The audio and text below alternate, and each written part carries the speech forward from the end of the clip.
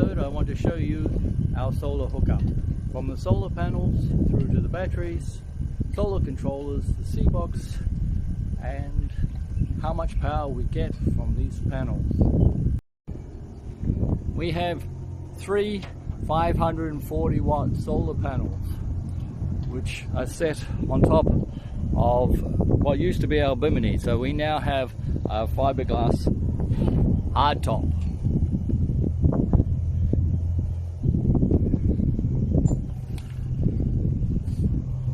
This hardtop gives us a nice bit of shade during the day, but also a lot of power. And the third panel is above our davits.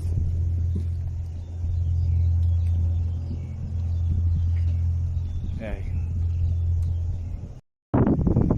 This solar panel gives us 540 watts with an open circuit voltage of 49 volts and produces 13 amps.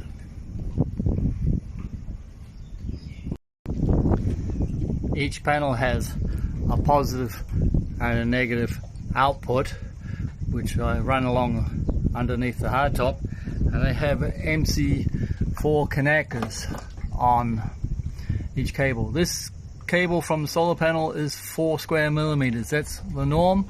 I have installed into the boat 10 square millimeters.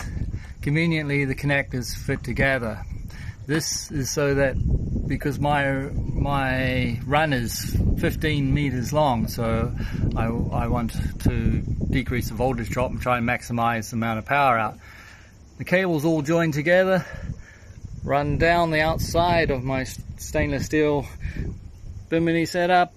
There's no way to get it inside here, and then through, down, and this is into the deck. To pass the cables through the deck, I found a nice deck gland with 6 cable holes.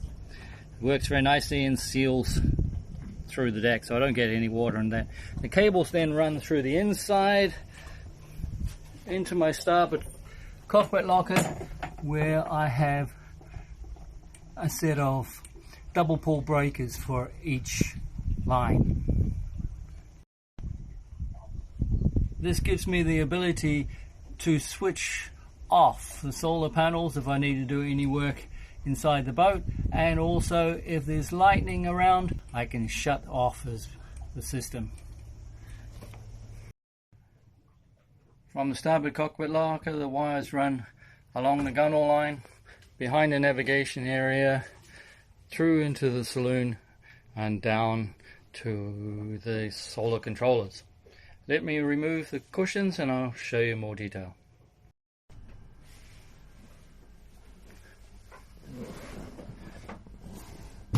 Yes, I have a safety shield over my wiring. It's a polycarbonate shield, nice and clear, you can see what's going on, but it keeps people's hands off everything. This is the solar wiring in, running to the PV port of each solar controller and the battery connected.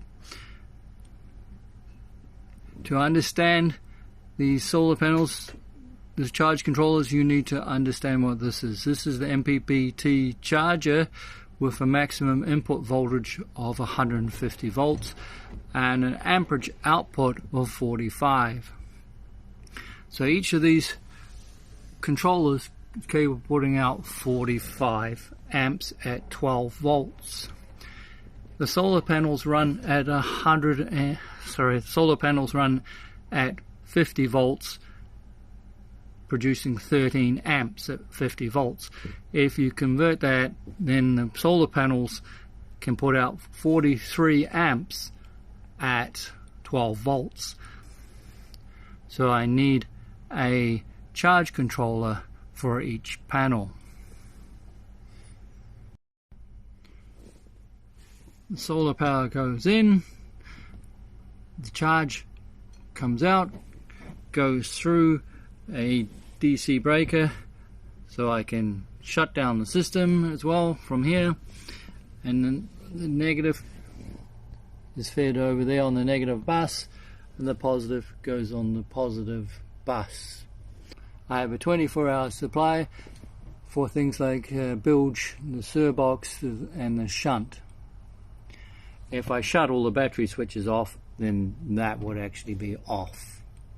I have a supply breaker where if I shut down the supply breaker, then the only thing that's actually on will be the solar and the battery connection.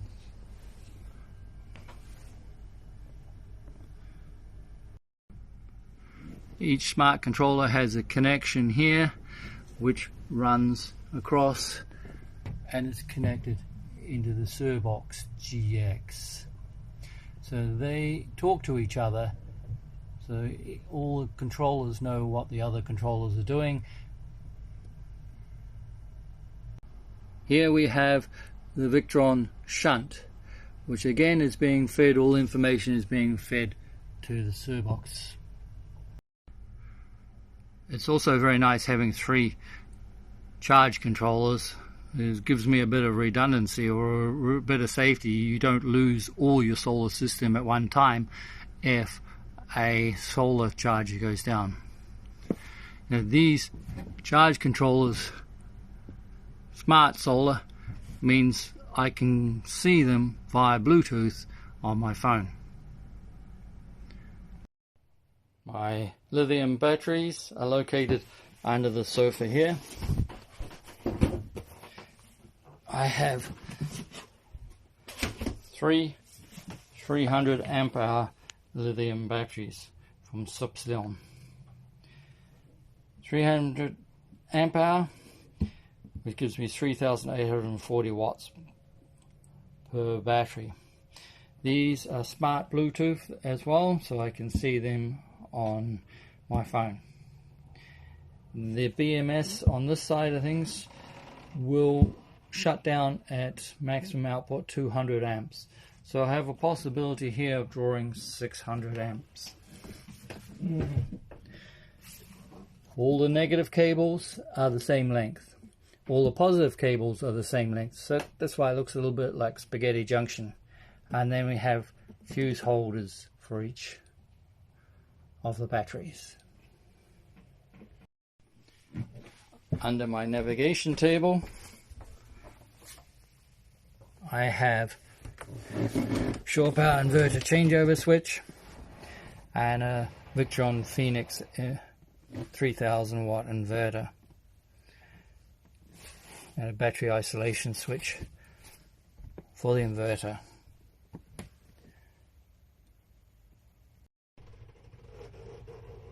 Today's a cloudy day. The sun doesn't come through very often, so cloudy all the time. When it's cloudy, this is what you expect to get.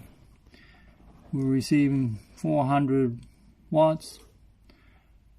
We're receiving 24 amps. Plus the boat is consuming 10 amps at the same time the fridge is and that, so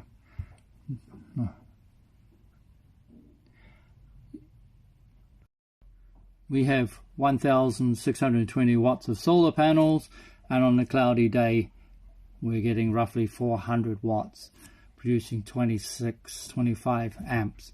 Still good, very good.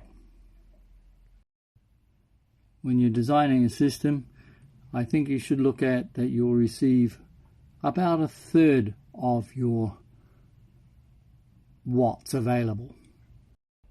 On a sunny day, we can do a lot better than that. Now I've just turned on the electric jug. It draws 1,200 watts, which means we're now 96 amps going out of the battery.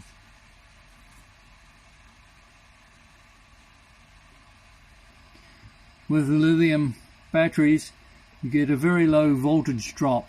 Lead acid cannot handle running a large inverter because the voltage drop out of the lead acid batteries is too much. Solar's putting in 220, so it's not helping much at all. So 1,200 watts is really drawing about 110 amps.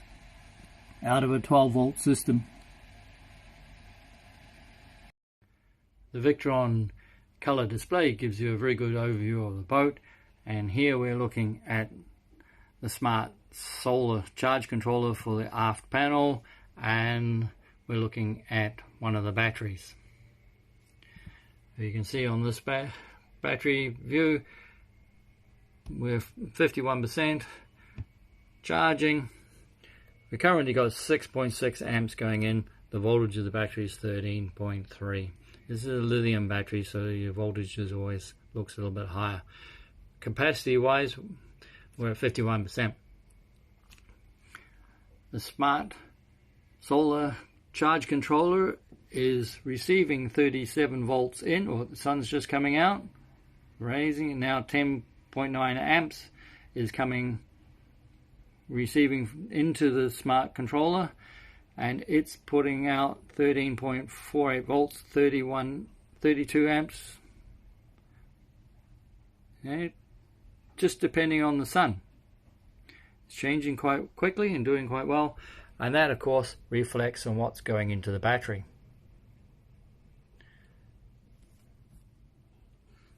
This is quite good at the moment, so we'll just have a quick look. We're still on an overcast day, but the sun has just peeked through the clouds, so the outputs jump up. On the smart controller we can change to history and see what we've produced over the last few days. This is where we are at today. The yield is 460 watts. Yesterday we managed 2.1 kilowatts. A really good day, 3.12 kilowatts.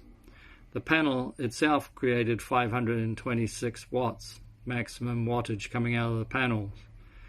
Here 563. So you get close to the maximum voltage, maximum watts per panel, but you don't get that for the whole day. Now I've turned the refrigerators are running, the air conditioners are running via the inverter, solar panels putting out quite a bit, sunshine's come out, we're producing 1032 watts of solar, we're drawing 63 amps out of the battery, 28 amps out of this battery, solar's putting in 20 amps, and I'm going to turn the electric jug on. Electric jug is on now. Electric jug draws so its total draw now is 2,700 watts, which means 275 amps is coming out of the battery. This battery, 107 amps is coming out. I'll turn on screen.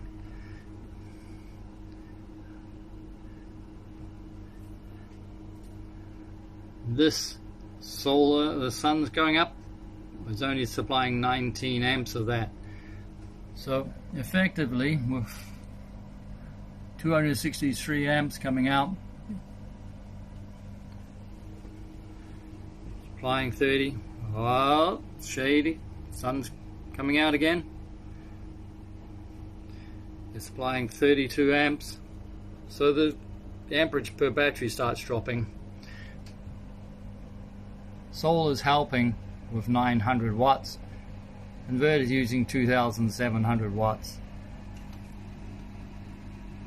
We're drawing 270 amps via the inverter, with solar helping.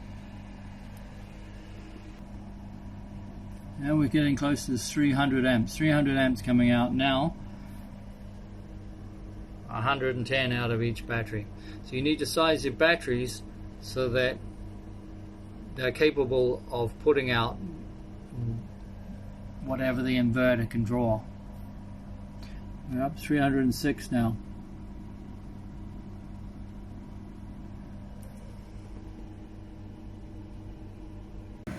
Now here as everything's off, the aircon's off, washing machine's off, we're pumping in 96 amps, 97 amps into the batteries. to replace what we've just been taking. That's pretty good. I hope you enjoyed this week's episode on solar. Please subscribe if you did, and put any comments you have down below, and I'll get round to answering them all.